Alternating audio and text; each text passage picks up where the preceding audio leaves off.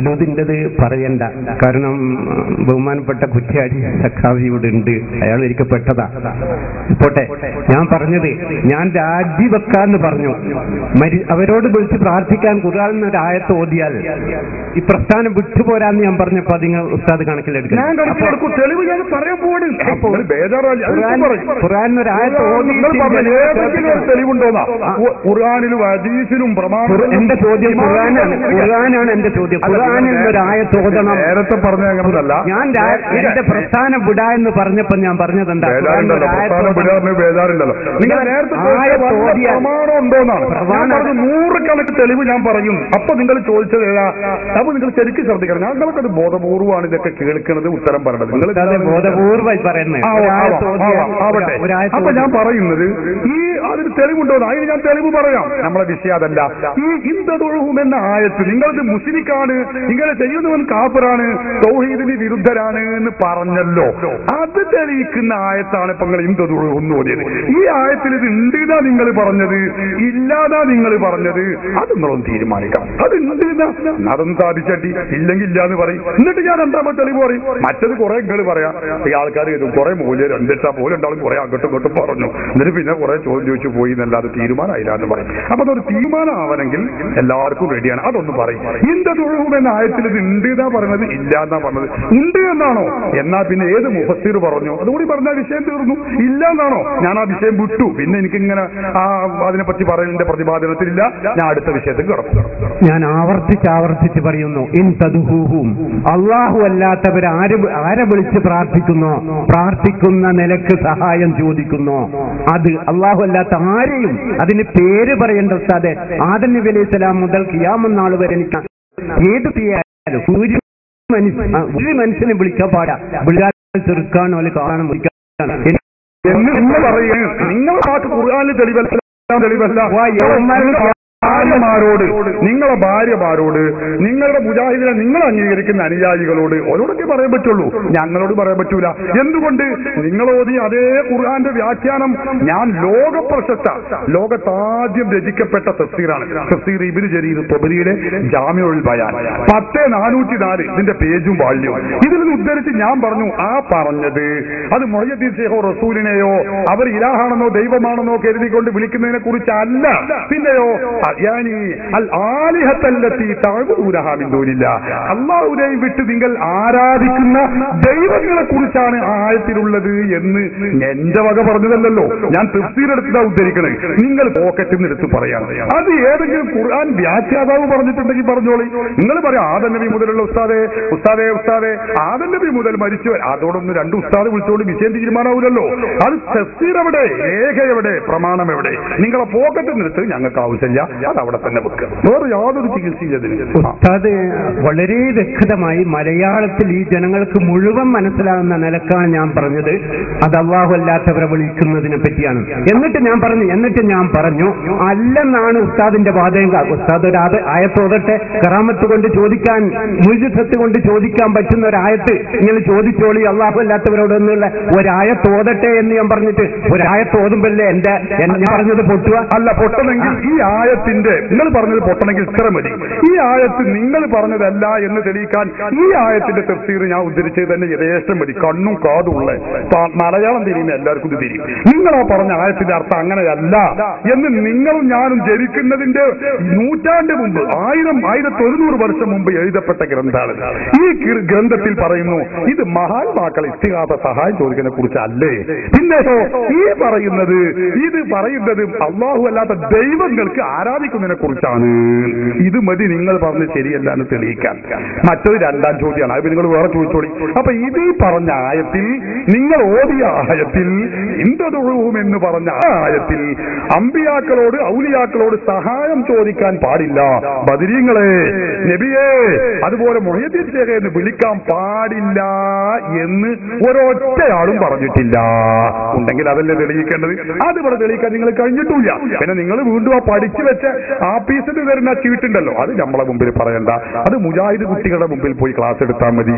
അവനാന്റെ വീട്ടിൽ പോയി ക്ലാസ് എടുക്കാം. അതിനൊന്നും ആരും എതിർപ്പ് പറയില്ല. മുസ്ലിമീങ്ങളോടും വിവരമുള്ളവരോടും അത് പറയാൻ പറ്റൂല. അപ്പൊ നിങ്ങൾ പറഞ്ഞത് ശരിയല്ല എന്ന് സ്ഥാപിക്കാൻ ആ ഖുർആൻ ആയത്തിന്റെ വ്യാഖ്യാന ഗ്രന്ഥങ്ങളിൽ ഒരു ഗ്രന്ഥം ഞാൻ ഉദ്ധരിച്ചു. വേറെയും ഒരുപാട് ഗ്രന്ഥങ്ങളുണ്ട്. എല്ലാ ഗ്രന്ഥങ്ങളിലും ഇതാണ് പറഞ്ഞിട്ടുള്ളത്. അല്ലാഹുവല്ലാത്ത ദൈവങ്ങൾ, ജീവനുള്ളതോ ജീവനില്ലാത്തതോ ആയ ദൈവങ്ങൾക്ക് വിളിക്കുന്നതിനെ കുറിച്ചാണ്. സുന്നികളോ ലാ ഇലാഹ ഇല്ലല്ലാഹ്, അല്ലാഹു അല്ലാത്ത വേറെ മറ്റൊരു ഇലാഹേ ഇല്ല, ഒരു ദൈവമേ ഇല്ല, അല്ലാഹു മാത്രമാണ് ഇലാഹു എന്ന് ഉറക്കെ ഉറക്കെ വിളിച്ചു പറയുകയും അത് മജ്ജയിലും മാംസത്തിലും അലിഞ്ഞു ചേരുകയും ചെയ്ത പ്രസ്ഥാനമാണ് അഹ്ലുസുന്നത്തി വൽ ജമാഅത്തിന്റെ പ്രസ്ഥാനം. അതുകൊണ്ട് ഈ ആയത്ത് സുന്നികൾ നടത്തുന്ന ഇസ്തിഗാസയ്ക്ക് എതിരാണെന്ന് തെളിയിക്കാൻ നിങ്ങൾക്കെന്നല്ല ലോകത്തുള്ള ഒരാൾക്കും കഴിഞ്ഞിട്ടില്ല. ഇത് നിങ്ങൾ രണ്ടാളൊന്ന് പറഞ്ഞിട്ട് വേണം അടുത്ത ചോദ്യത്തിലേക്ക് കടക്കാൻ. മയക്ക കൊടുക്കും. അതിന്റെ ഇടയ്ക്ക് നിങ്ങളൊരു കാര്യം പറഞ്ഞു. എന്താണ് നമ്മളെ മൗലിദിന്റെ വിഷയത്തിൽ പെട്ടെന്ന് ആരാണ് റഷീദ് സക്കാഫിക്ക് അറിയാൻ എന്താ വിഷയം എന്ന് എനിക്ക് അറിഞ്ഞിട്ട് എനിക്ക് മനസ്സിലാക്കണം. മൂപ്പർക്ക് മനസ്സിലായിട്ടില്ല. അത് നിങ്ങൾ എവിടെയെങ്കിലും ഒന്ന് വിശദീകരിക്കണം. അത് ഞാൻ പിന്നീട് പറഞ്ഞാൽ മതി. ഇന്ത്യയിൽ ആയത്ത് കഴിഞ്ഞിട്ട് പറഞ്ഞാൽ മതി. അത് പറയും. ആ ആയത്തിനെ പറ്റി നമുക്കൊരു തീരുമാനം എടുത്തിട്ടാകെ പറഞ്ഞു.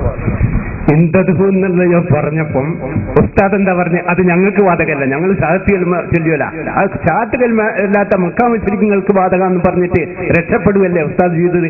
അന്നേരം ഞാൻ പറഞ്ഞത് നിങ്ങൾക്ക് ബാധകം അല്ലെങ്കിൽ അങ്ങനെ തെളിവുണ്ടെങ്കിൽ നിങ്ങളൊരു ആയത്തോട് ഞാൻ പ്രസ്ഥാനം വിട്ടിങ്ങളോട് പോരാ എന്ന് വരെ ഞാൻ പറഞ്ഞത് എന്തിനാ? അല്ലത്തിന് മറുപടി പറഞ്ഞിട്ടാണ്. തദ്ഹൂം, അള്ളാഹു അല്ലാത്ത ആരെ വിളിച്ചാലും ഓ മുശ്രിക്കാണ്, ഓന് രക്ഷയില്ല എന്ന് തന്നെ ഞാൻ പറയുന്നത്.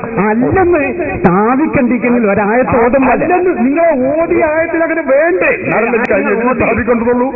ആ ഓതി ആയത്തിൽ അങ്ങനെ വേണ്ടേ? നിങ്ങൾ പറയാം ഞാൻ പറയാം ഇയാൾ മുശ്രിക്കാണ് എന്നാണ് ആയത്തിൽ പറഞ്ഞിട്ടുള്ളത് പറഞ്ഞാൽ എന്താ അതിന് വേറെ വല്ല സ്ഥലത്തല്ലേ ചികിത്സിക്കേണ്ടത്?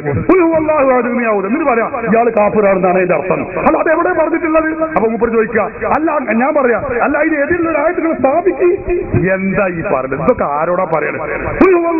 ഞാൻ പറഞ്ഞിട്ട് ഇയാൾ കാഫിറാന്ന് പറഞ്ഞാൽ അതിന്റെ അർത്ഥം ആണോ? എന്ത് പൊട്ടപ്പോയത്തങ്ങൾ പറഞ്ഞത്? ആയത്തിൽ എന്തോ അർത്ഥം മുഫസ്സിറുകൾ പറഞ്ഞതിന് വിശദീകരിക്കണം. ആ ആയത്തിൽ അങ്ങനെ ഉണ്ടോ? ഉണ്ടെങ്കിലല്ലേ ഞാൻ കഴിഞ്ഞ് മറുപടി പറയേണ്ടതുള്ളൂ. ഇല്ലാത്ത ആയത്തിന് മറുപടി പറയേണ്ടതുണ്ടോ? നിങ്ങൾ ഈ കഥ ഇല്ലാതെ ചോദിക്കരുത്. ഞാൻ വളരെ വ്യക്തമായിട്ടാ പറയുന്നത്. ഈ ജനങ്ങളൊക്കെ മനസ്സിലാക്കുന്നത് വളരെ വ്യക്തമായിട്ടാണ് പറയുന്നത്. ആരും പ്രാർത്ഥന, അള്ളാഹു അല്ലാത്ത ആരും പ്രാർത്ഥന കേൾക്കില്ല എന്ന് ഞാൻ വളരെ വ്യക്തമായിട്ട് പറയുന്നു. കേൾക്കുമെന്ന് സ്ഥാപിക്കേണ്ടത് ഉസ്താദിന്റെ ബാധ്യതയാണ്. അതല്ല, നിങ്ങൾ വ്യക്തമാക്കി പറഞ്ഞുകൊണ്ട് കാര്യമില്ല. നിങ്ങളെ ഈ ആയത്തിൽ അങ്ങനെ ഇല്ല. നിങ്ങൾ ഈ ആയത്ത് ഓതിയിട്ടാണല്ലോ പറഞ്ഞത്. ഇൻതദഉഹുംന്നില്ലേ സൂറത്തുൽ ഫാത്തിറിലെ 14-ാമത്തെ ആയത്ത് ഓതിയിട്ടാണല്ലോ നിങ്ങൾ പറഞ്ഞത്. ഈ ആയത്തിൽ അങ്ങനെ വേണ്ടേ? എന്നാലല്ലേ ഞങ്ങൾക്ക് സ്ഥാപിക്കേണ്ടതുള്ളൂ. ഈ ആയത്തിൽ നിങ്ങളാ പറഞ്ഞ കളവാണ്. ഈ ആയത്തിൽ അങ്ങനെ ഒരു അർത്ഥമില്ല. പിന്നെ നിങ്ങൾ വേറെ കേൾക്കൂലേ? അത് നിങ്ങൾ വേറെ ചോദിച്ചോളി. ഞാൻ ബുഖാരി മുസ്ലിം ഉദ്ദേശിച്ച് മറുപടി പറയും. പക്ഷെ ഇപ്പൊ പ്രശ്നമല്ല. നിങ്ങളൊരു ആയത്ത് ഓതി, എന്നിട്ട് ആ ആയത്ത് ഓതിയിട്ട് തനിച്ച ദുർവ്യാഖ്യാനം ഖുർആന്റെ പേരിൽ കളവ് നിങ്ങൾ പറഞ്ഞു. അത് ഞാൻ അംഗീകരിക്കൂല, ഞങ്ങൾ അംഗീകരിക്കൂല. അത് ശരിയല്ല. ഈ ജനങ്ങൾ എല്ലാവരും ഒന്ന് മനസ്സിലാക്കണം, പഠിക്കണം. എന്നിട്ട് നിങ്ങൾ അടുത്ത് ചോദിച്ചോളി. ഞാൻ ഇഷ്ടംപോലെ പറയും. അള്ളാഹു ആണ് സത്യം, ഞാൻ പറഞ്ഞത് സത്യമാണ്, ഒരു കളവും ഞാൻ പറഞ്ഞിട്ടില്ല. നിങ്ങൾക്ക് അത് കളവ് പറയുന്നവർക്ക് ചില ആളുകൾക്ക് തോന്നും ഞാൻ പറഞ്ഞത് കളവല്ല, കളവ് പറയാൻ അള്ളാഹിനെ പിടിച്ച് സത്യം ചെയ്തുകൊണ്ട് മാത്രം കളവ് കളവാകാതിരിക്കുവോ? ഞാൻ പറയാണ് അള്ളാഹുവിനെ തന്നെയാണ് സത്യം. ഇത് മനസ്സിലാകുന്നു എന്ന് പറഞ്ഞാൽ ഇത് മരമല്ല, മനസ്സിലാവുന്നു പറഞ്ഞാൽ അള്ളാഹിനെ പിടിച്ചാ പറഞ്ഞത് എന്നതുകൊണ്ട് ഇത് കളവാകാതിരിക്കൂലല്ലോ. ഞാൻ പറഞ്ഞ കളവല്ലേ? എന്നതുപോലെ നിങ്ങൾ പറഞ്ഞ ശുദ്ധ കളവാണ്. വല്ലാഹി വല്ലാഹി സുമ്മ വല്ലാഹി, ഈ ആയത്തിൽ അങ്ങനെ ഒരു അർത്ഥം ഒരാളും പറഞ്ഞിട്ടില്ല. നിങ്ങൾ ആ പറഞ്ഞ ശുദ്ധ കളവാണ്, പച്ച മലയാളത്തിലുള്ള കളവാണ്. അള്ളാഹുവിന്റെ ഖുർആനിനെ പറ്റി നിങ്ങൾ പറഞ്ഞുള്ളത്.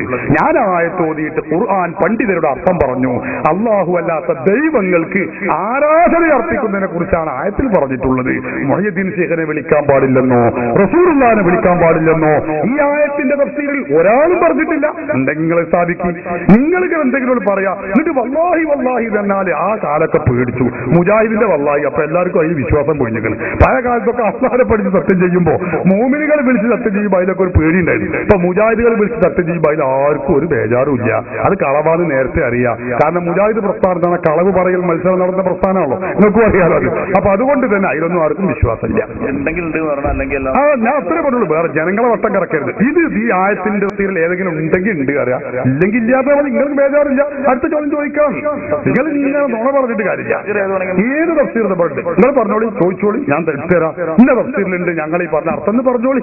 ഇല്ലാതെ അല്ലാണ്ട് ഖുർആൻ ഓതുക, ഖുൽ ഹുവല്ലാഹു അഹദ് എന്ന് ഓതുക.